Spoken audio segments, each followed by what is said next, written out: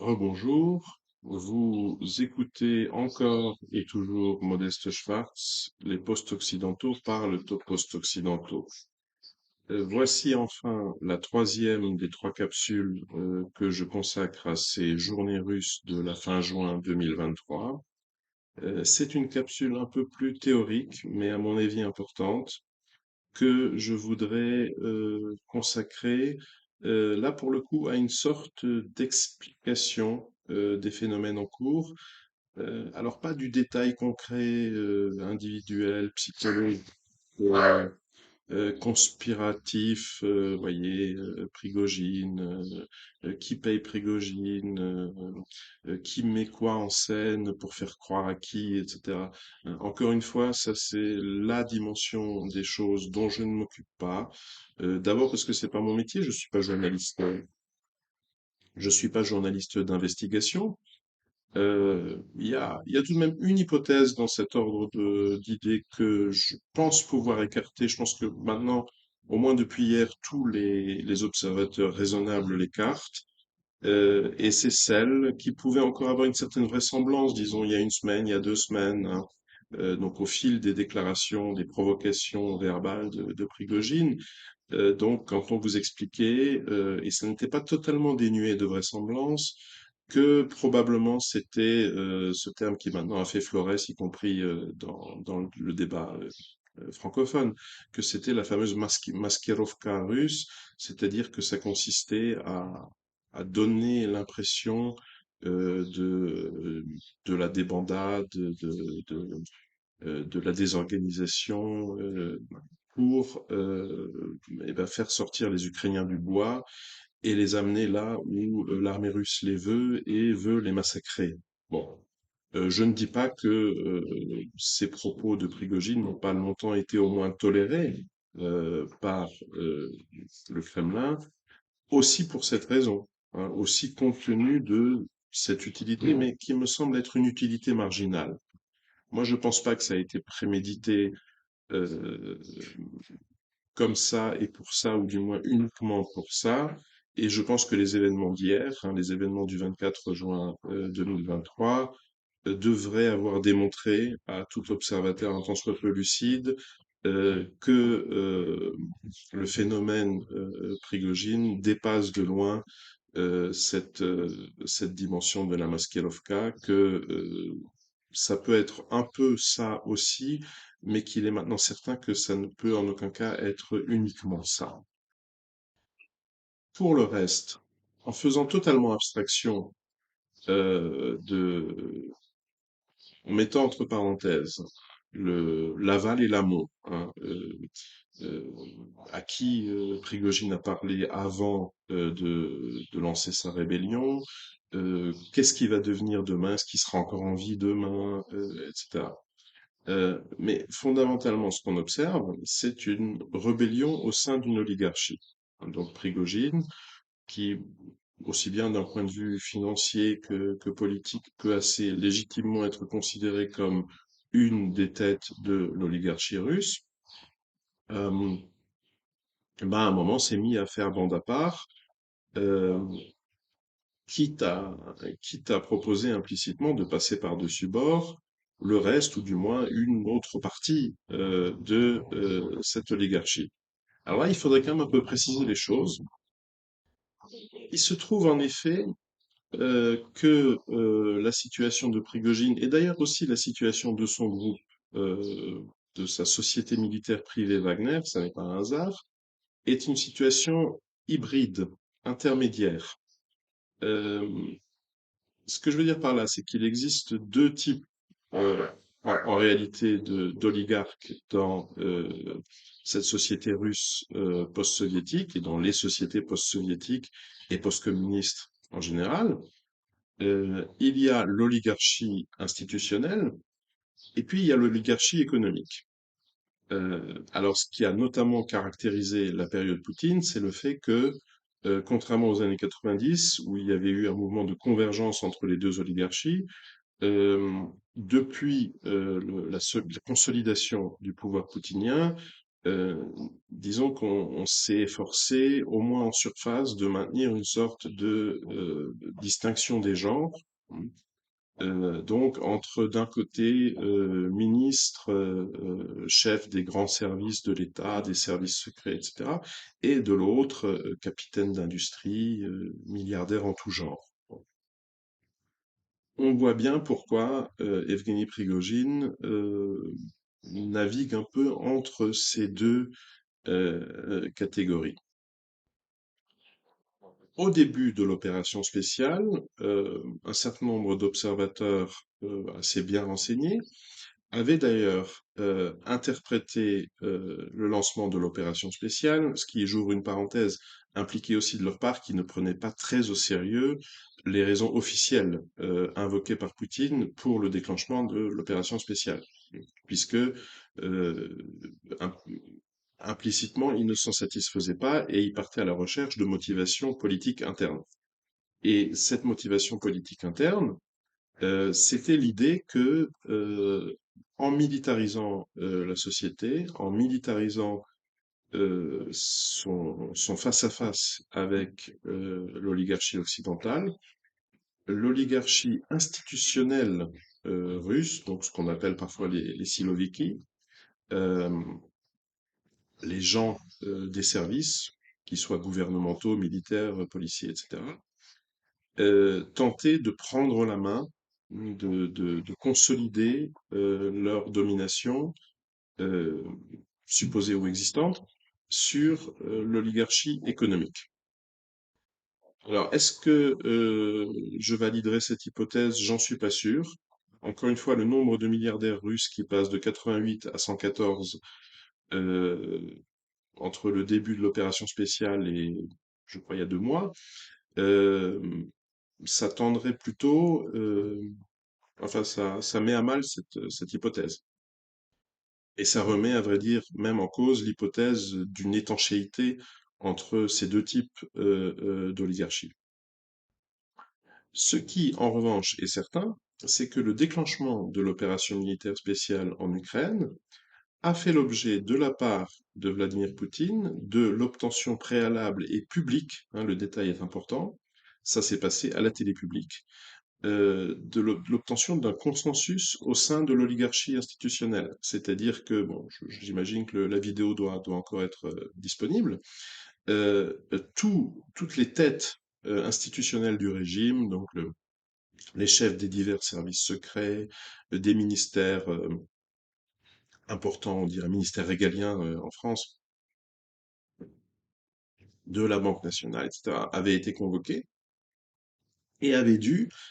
Certains avaient même essayé de se défiler, de donner des réponses de Normands, mais Poutine avait insisté pour qu'ils disent bien avec sujet et prédicat que oui, eux aussi, donc chacun a dû faire sa profession de foi, dire bien clairement devant toute l'opinion russe que oui, eux aussi pensent que le moment est venu de laisser parler les armes, de faire entrer le conflit russo-occidental autour de l'Ukraine dans une phase militaire.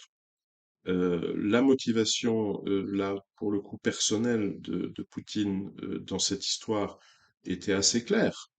C'était s'assurer qu'en cas de revers, de résultats mi-figue, mi-raisin, voire d'échec, ses pairs, ses lieutenants, son groupe social, hein, finalement, ne serait pas en mesure de s'en servir contre lui, c'est-à-dire d'en tirer prétexte pour le remplacer, pour le putcher. Un détail extrêmement intéressant, Evgeny Prigojine ne faisait pas partie, hein, de cette brochette de Siloviki mis à la question publiquement sur la question sur donc pour se prononcer sur le déclenchement de l'opération militaire spéciale. Ce qui fait que, à la différence de tous ces gens, lui dispose d'une sorte de légitimité quand il se met, c'est-à-dire depuis hier, à critiquer le déclenchement lui-même de l'opération. que par ailleurs il ait raison ou tort sur le fond. Le fait est que lui peut se le permettre puisque lui n'avait pas été soumis à, disons, ce rituel du consensus oligarchique, encore une fois, au sein de l'oligarchie institutionnelle. Ce qui était d'ailleurs parfaitement normal, parfaitement prévisible, étant donné que, à quel titre ferait-il, lui, Evgeny Prigojine, patron de la société militaire privée Wagner, qui bah, finalement est une sorte d'entreprise, donc de ce point de vue-là, il est plus proche d'un Abramovich, d'un Khodorkovsky, etc., que, disons, des chefs des ministères, des services secrets, etc. Donc évidemment, il n'était pas invité à cette cérémonie-là. Et ça peut avoir l'air d'un détail comme ça, mais en réalité, ça pointe vers quelle réalité sous-jacente est, à mon avis, tout à fait essentielle. Eh bien, vers le caractère, je dirais, profondément hybride des structures de pouvoir au sein de la société russe.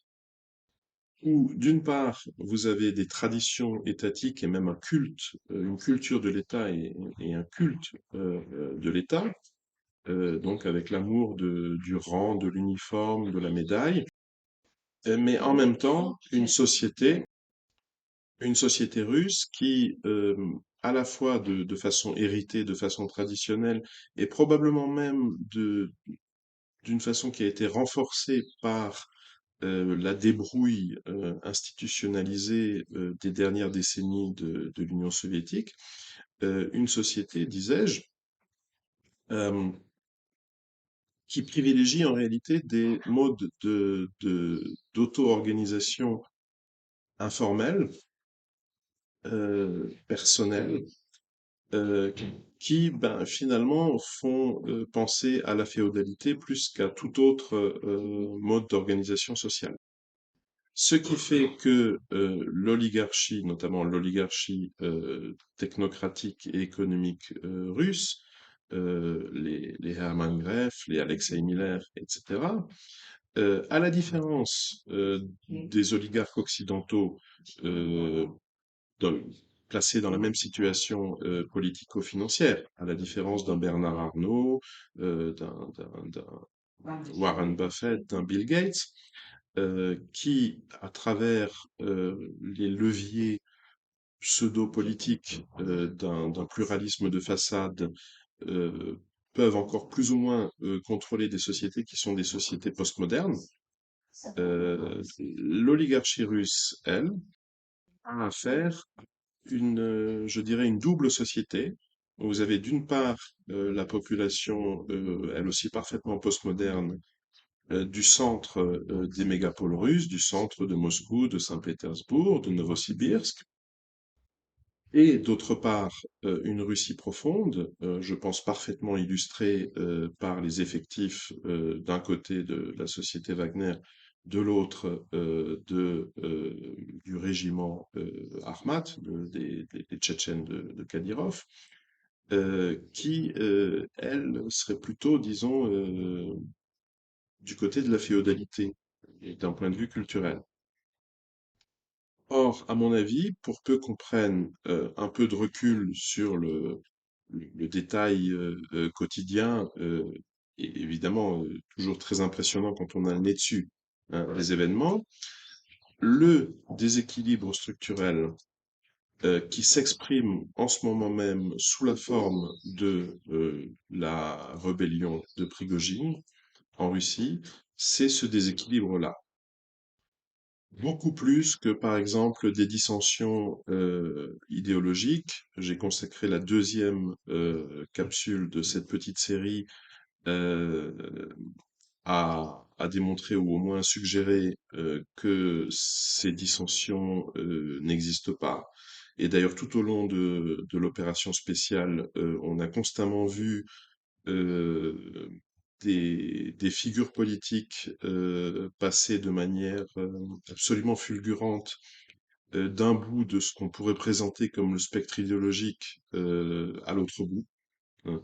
Donc des libéraux mondialistes, irénistes, euh, réputés parfaits, hein, comme Dimitri Medvedev, devenir pratiquement du jour au lendemain les plus grands faucons du nationalisme russe. Et d'une certaine manière, peut-être moins caricaturale, mais on pourrait inclure Evgeny Prigojine dans cette catégorie-là. Ce qui d'ailleurs, petite parenthèse supplémentaire, explique que il ait pu, hein, au moment, pendant les heures où il a pu donner l'impression d'être sur le point de renverser le régime de Vladimir Poutine, il a pu, notamment dans les diasporas récemment formées, hein, dans les pourtours de la Russie, les capitales du Caucase, etc. Donc chez ces Russes qui ont fui la Russie de l'opération militaire spéciale, tout d'un coup, on a observé des phénomènes d'adhésion, d'un enthousiasme assez surprenant, hein, de la part de ces jeunes pacifistes libéraux, hein, qui ont fui la mobilisation, ou du moins le spectre de la mobilisation en Russie, et qui tout d'un coup sont, se prennent d'amour, hein, pour Evgeny Prigojine, le boucher de Bakhmout. Donc, phénomène assez paradoxal, mais finalement pas si surprenant que ça quand on replace les choses dans le contexte. Pourquoi est-ce qu'une telle lecture idéologique ne fonctionne pas? Eh bien simplement parce que les catégories idéologiques qu'on manie en l'occurrence sont des catégories importées. Ce sont des catégories qui en réalité ont été projetées par l'Occident, mais les Russes, du moins les élites russes, ont accepté cette projection, hein. Elles ont accepté de formuler leurs propres objectifs, leurs propres dissensions aussi, leur propre destin dans ces termes qui sont ceux de l'Occident. C'est toute l'histoire de la Russie. Voilà. C'est ne pas être l'Occident, mais s'exprimer avant tout dans le langage de l'Occident, même si c'est traduit dans une langue slave orientale. Bon. Or, cette société hybride, culturellement hybride, dans une situation d'extrême tension, les périodes de guerre généralement représentent de telles situations, se retrouve confrontée de manière particulièrement brutale à ces contradictions internes en général et notamment à sa principale contradiction de mon point de vue, qui est la contradiction entre, d'une part, ces hiérarchies formelles, institutionnelles, qui sont des imitations de structures occidentales et qui d'ailleurs, au fil de l'histoire russe, ont généralement montré qu'elles ne fonctionnaient pas très très bien. Donc, structure incarnée en l'occurrence de manière assez caricaturale par les bureaucrates gérontes Shoigu et Gerasimov, d'une part, et de l'autre, ces structures informelles d'un point de vue institutionnel, ces structures, on pourrait dire organiques,